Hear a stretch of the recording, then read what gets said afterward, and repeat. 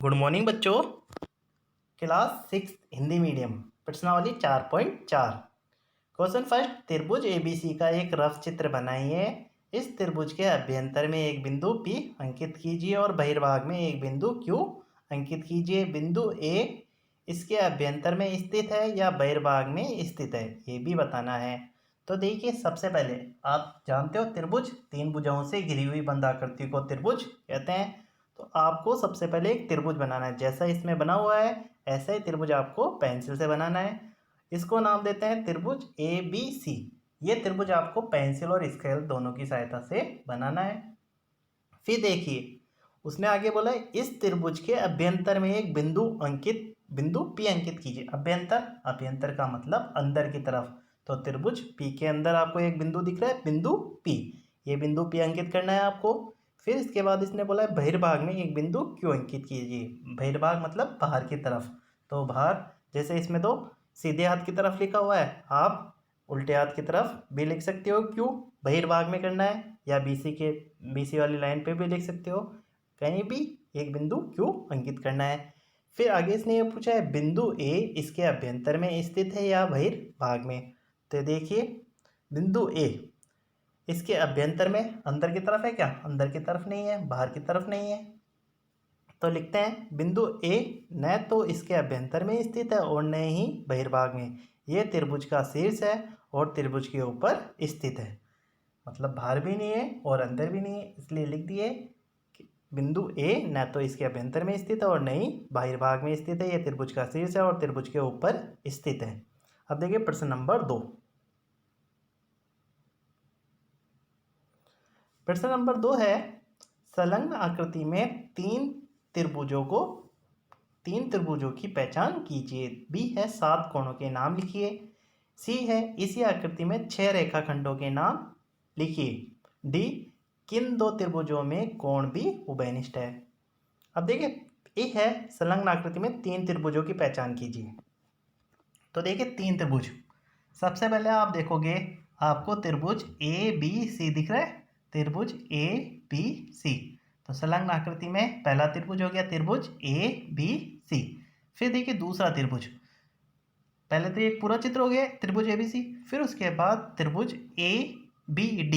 आधा त्रिभुज देखते हैं, बीच में लाइन कटी हुई है, तो त्रिभुज ABD। त्रिभुज ABD अलग दिख रहा है आपको, तो दूसरा त्रिभुज हो गया त्रिभुज ABD। ऐसे देखिए तीसरा त्रिभुज लाइन के, अभी तो अपन ने ये सीधे उल्टे हाथ की तरफ वाले त्रिभुज लिया था। अब लाइन के सीधे हाथ की तरफ वाला अगर त्रिभुज आप देखोगे तो ये कौन सा त्रिभुज हो गया? त्रिभुज ADC। तो ये 3 त्रिभुज हो गए, तो उत्तर में लिख देंगे संलग्न आकृति में 3 त्रिभुज, त्रिभुज ABC, त्रिभुज ABD, त्रिभुज ADC है। ऐसे देखिए बी, 7 कोणों के नाम लिखिए। 7 कोणों के नाम लिखने हैं, तो देखिए सबसे पहले देखते हैं। सबसे पहले आप देखोगे तो त्रिभुज में बड़ा त्रिभुज माना था ABC, तो ABC में कोण देखते हैं। देखिए सबसे पहले ABC, कोण ABC बनेगा इसमें, तो कोण ABC। लेकिन पूरे त्रिभुज में देखना है, तो ABC बन तो जाएगा लेकिन बीच में D आ गया, इसलिए इसको नहीं मानेंगे। तो देखिए पहला कोण ABD बनेगा, ABD। दूसरा BDA, ऐसे ही ADC।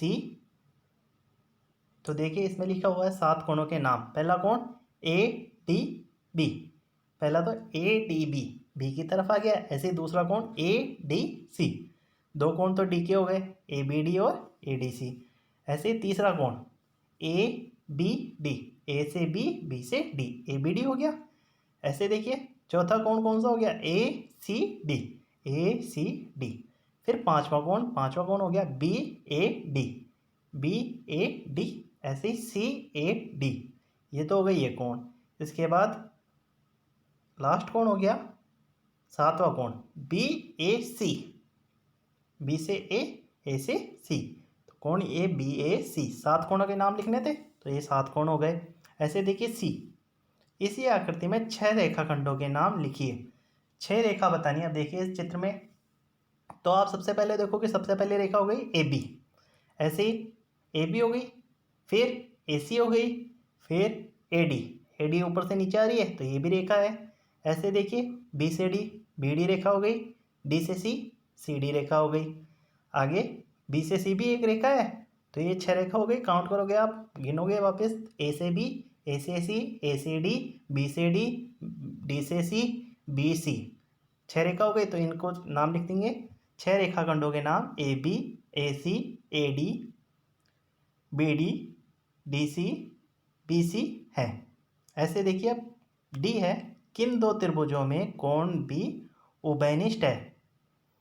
कोण भी उभयनिष्ठ है, तो देखिए कोण भी एक तो पहले आप त्रिभुज लोगे, त्रिभुज पूरा त्रिभुज ABC, त्रिभुज ABC लेंगे, A से B, B से C, C से वापस आओगे तो त्रिभुज बन जाएगा त्रिभुज ABC।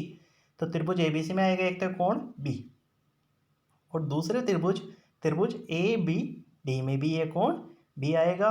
तो लिख देंगे त्रिभुज ABC और त्रिभुज ABD में कोण भी उभयनिष्ठ है।